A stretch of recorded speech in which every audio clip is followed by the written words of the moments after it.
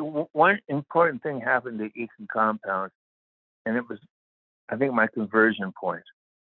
Right outside the compound was a Vietnamese hospital, a tent hospital, and every day they would line up casualties in stretchers, dying, the dead, the wounded, that kind of a deal.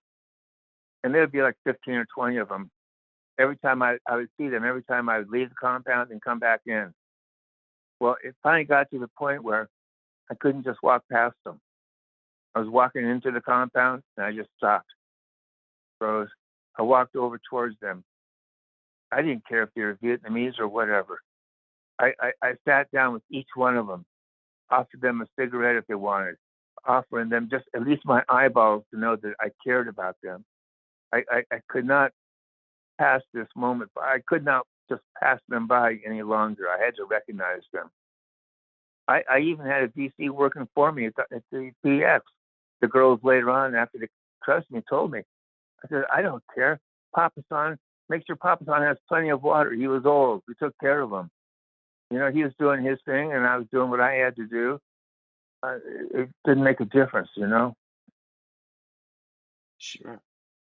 And so by recognizing the humanity of these wounded Vietnamese people, how did that start to change how you understood um, your role in the war or even America's role in the war?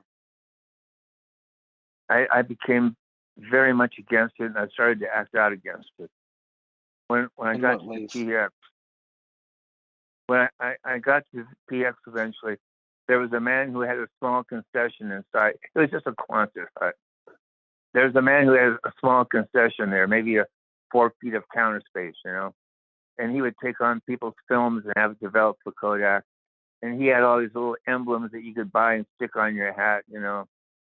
I told him he should make peace symbols. And so he told his people, his company, to make peace symbols. And so peace symbols, a lot of people bought those peace symbols and they were wearing them all around the place. I would wear them. The girls would come to work every day. They'd give me flowers. I'd staple them to my uniform. I would wear seashell necklaces. I had rose-colored glasses. In fact, on my last month there, I was hitchhiking.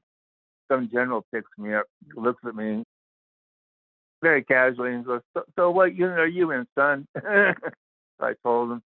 He wanted to court-martial me for being out of uniform.